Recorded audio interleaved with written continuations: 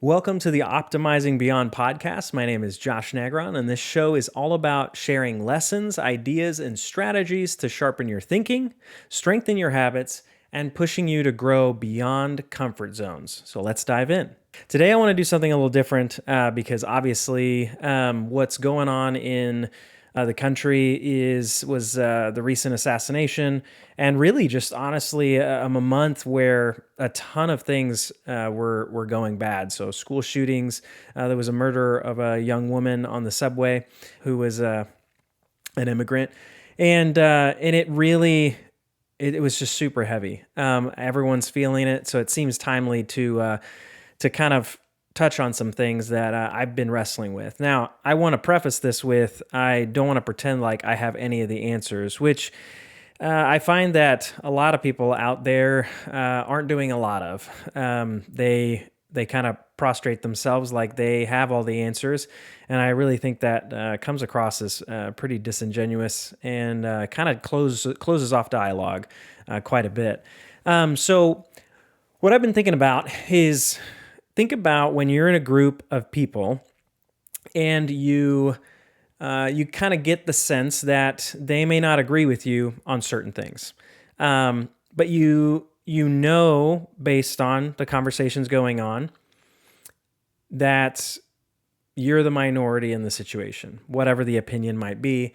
And we all know in those situations, particularly when maybe you don't know that group of people super well, you're probably going to lay off being really contrarian. Now, there are those personality types that really get in there and do it anyway, but you know what I'm talking about. So that general concept of knowing when to measure your speech, when to kind of dial it back, know your audience, and pick a moment to say whatever you need to say.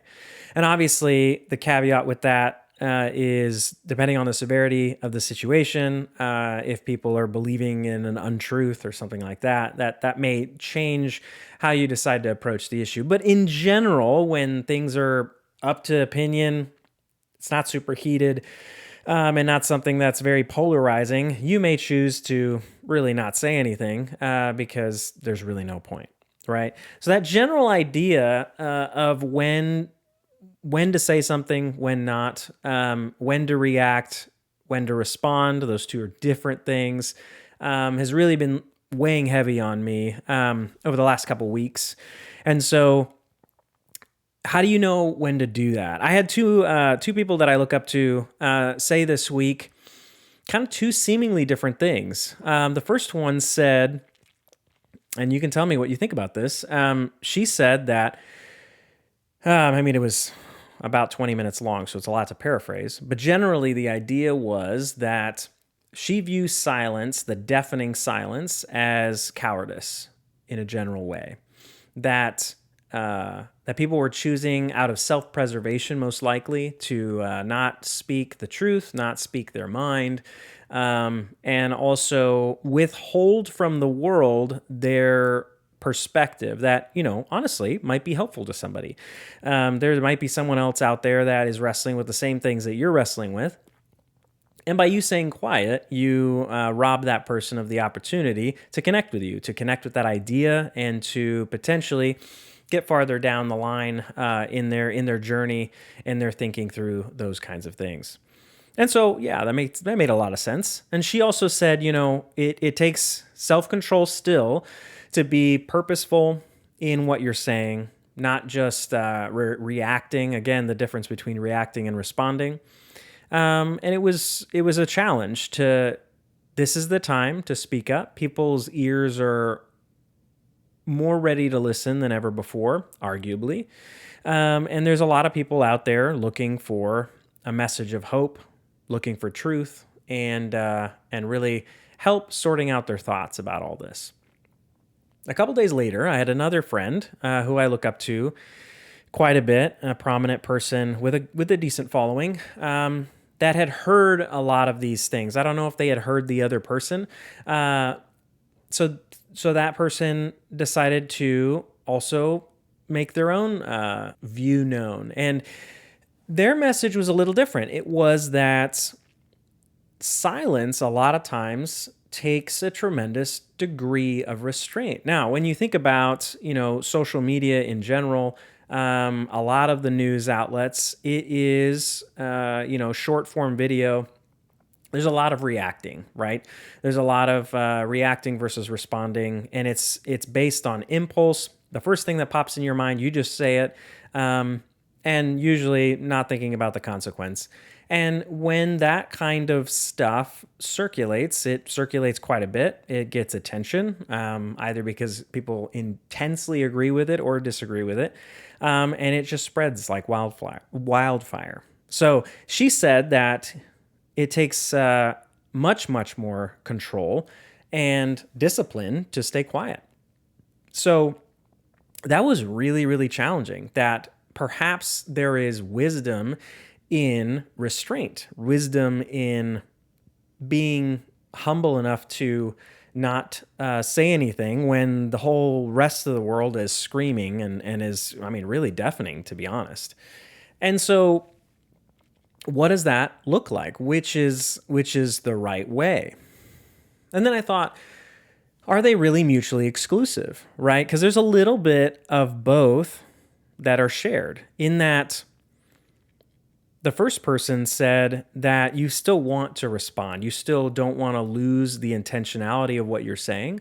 And so I really appreciated that. That wasn't a call to just say whatever's on your mind, no matter what, and not thinking about what it could mean once you put it out there. But it was also still a call to say something. And so I thought maybe that they were more on a similar spectrum. But then I put the question out there on social media this week, and I had a decent amount of engagement of people being honest with both sides of what they were wrestling with. Some said, it's really been hard to be quiet this week for a myriad of different reasons that they shared. And then other people were like, it's actually been a challenge to say things because A, who wants to hear it? B, I don't really want to get into an online debate or whatever, an argument. When have you ever changed someone's mind on social media anyway, right? And so it's just a huge waste of time, right? And so they're it's a little bit of self-discount there.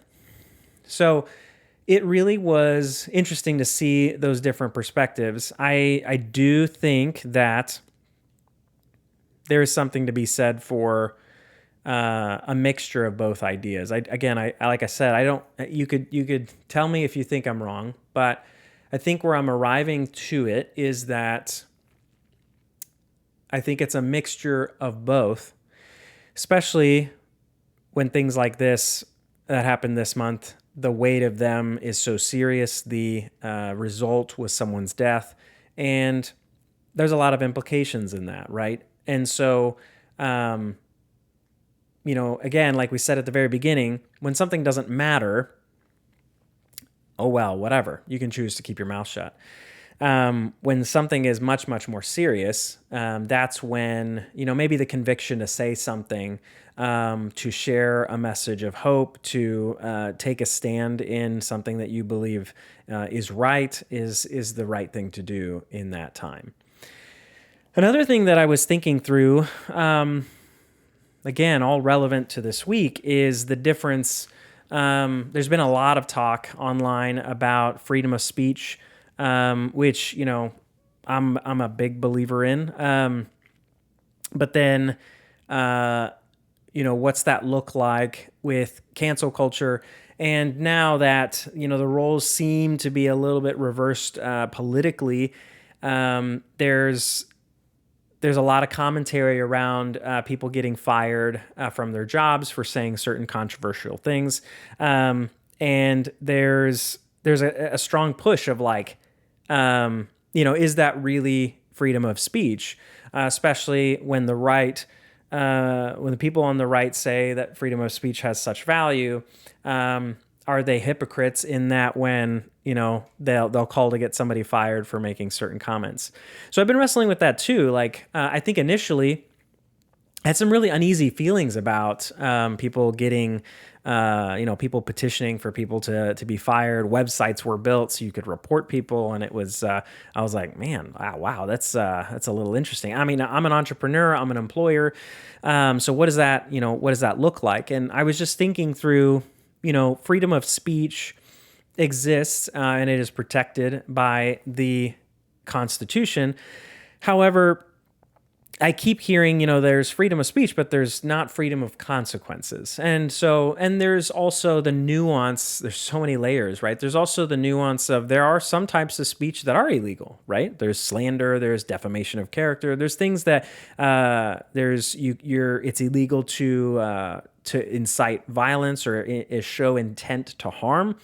And so those things are prosecutable. You can get in trouble for doing those things, and rightfully so. Those have always existed for a long time, and so there's a lot of conversation around these concepts. And so, but what about the freedom of consequences, right? Like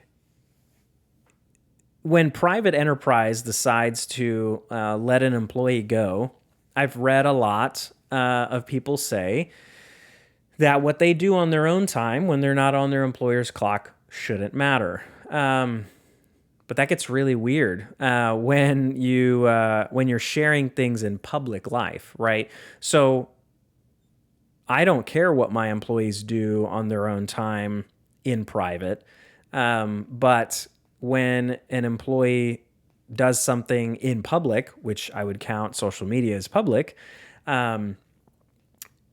there could be some consequences for the things that they post or say or do, especially if it doesn't align with the company's values and those kinds of things. And so it's been really interesting, all the different conversations around that. And one thing that I love to do, and I don't know if you're like this, if you're not, that's what I would encourage you to do. So a big takeaway for today is, and you can hear the thread I keep pulling across, is that's what makes you grow, to encounter ideas and conversations and people that you don't agree with, right? So a lot of this is I have people that I purposely follow that are competent, that I respect, but that I have differing views with. And so by that, I get to really understand different perspectives, and it really does help me grow.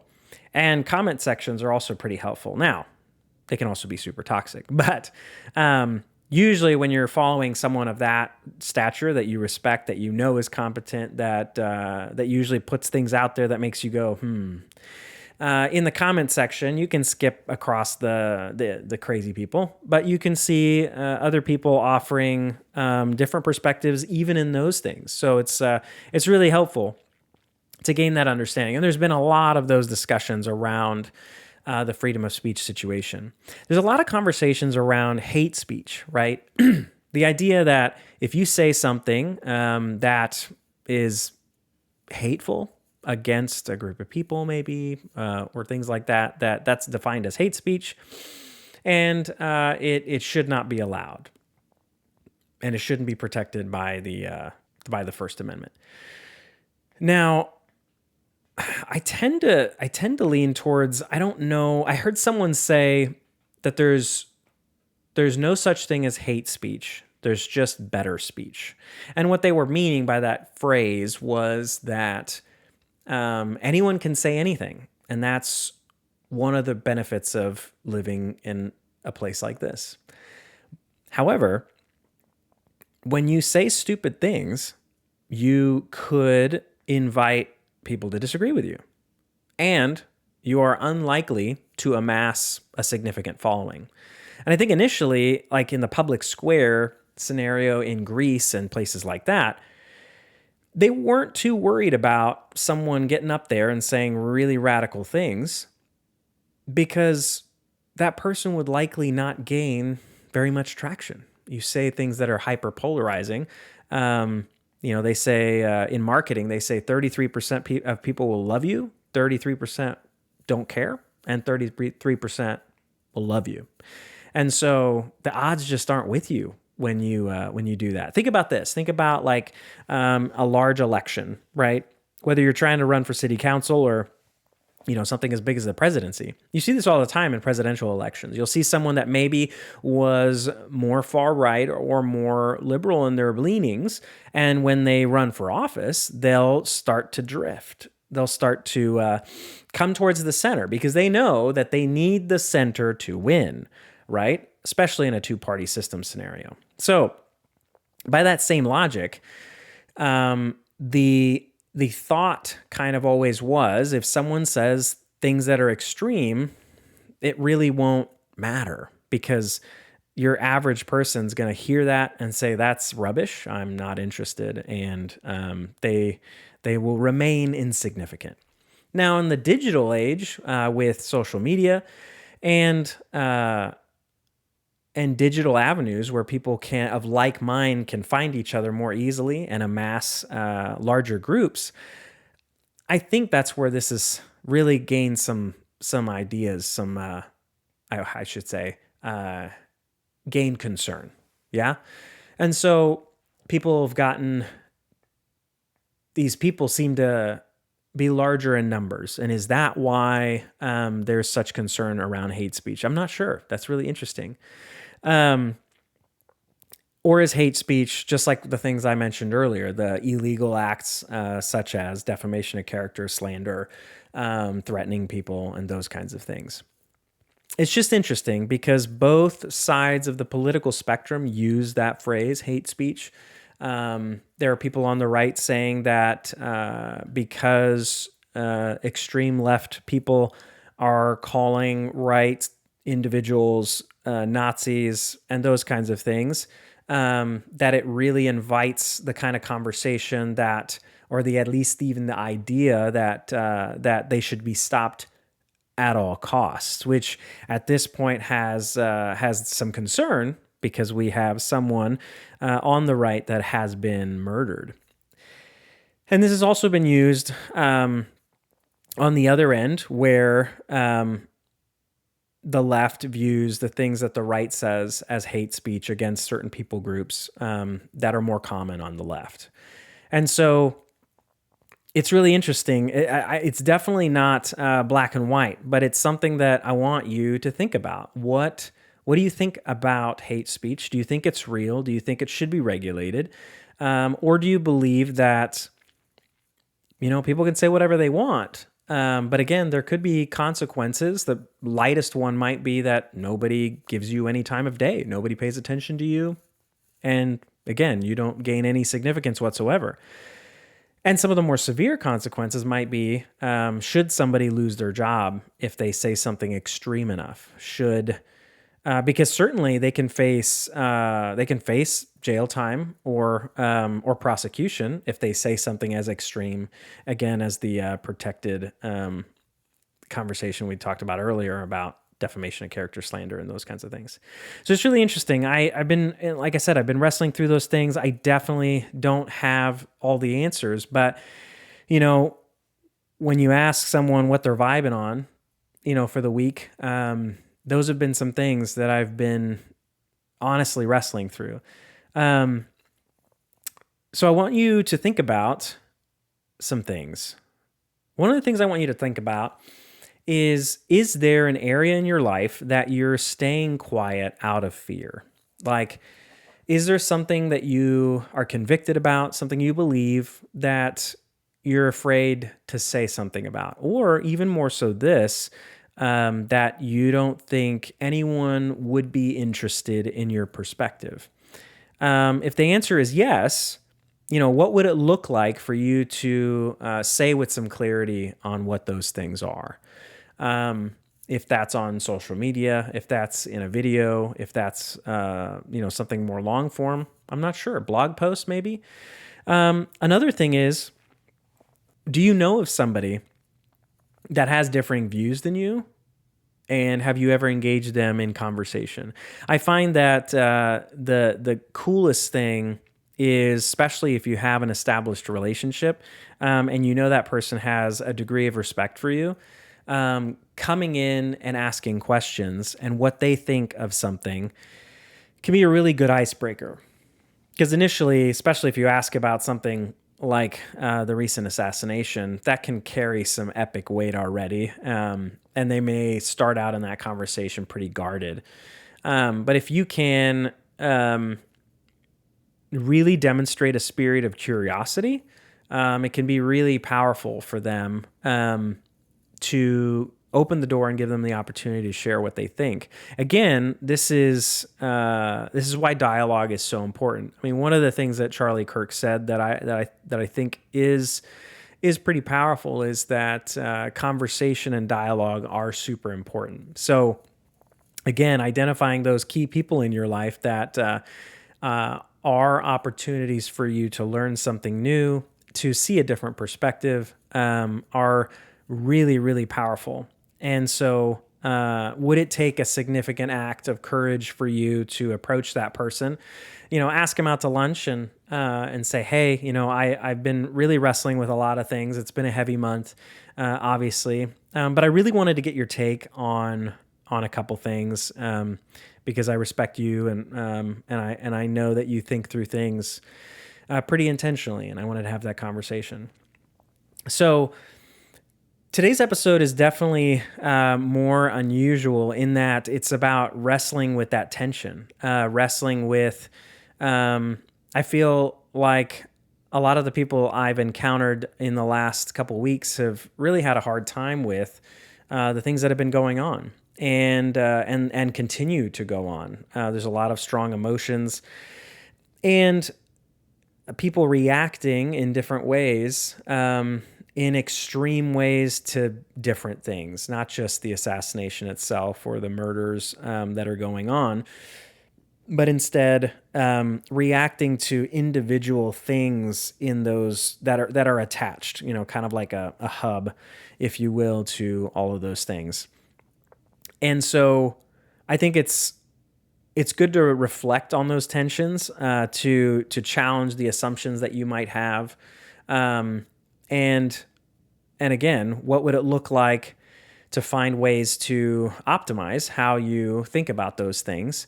Because two things will happen. One, you'll gain clarity on your understanding and your position on the situation, or you can gain a different understanding and change your mind entirely and come to the conclusion that you weren't, you were wrong.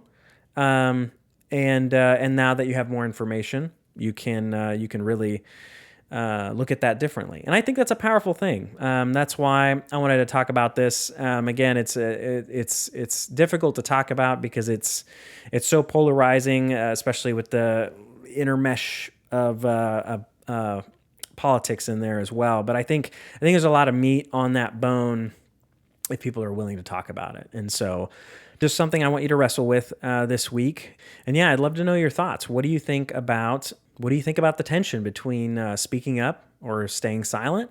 And then more pointedly, what do you think about the freedom of speech and this kind of movement to hold people accountable to the things that they're saying with penalties, social penalties, really, of them losing their job? Is that an infraction on freedom of speech, or is that you're free to say it? You're not going to get jailed for that, but you might lose your job. What do you think about that? I'd be curious to know. So thanks for listening. This is an interesting episode for the Optimizing Beyond podcast. Remember, growth happens when you take action. So subscribe, share this with a friend, and most importantly, put into practice some of the things we talked about today. And remember, daily anything changes everything. Until next time.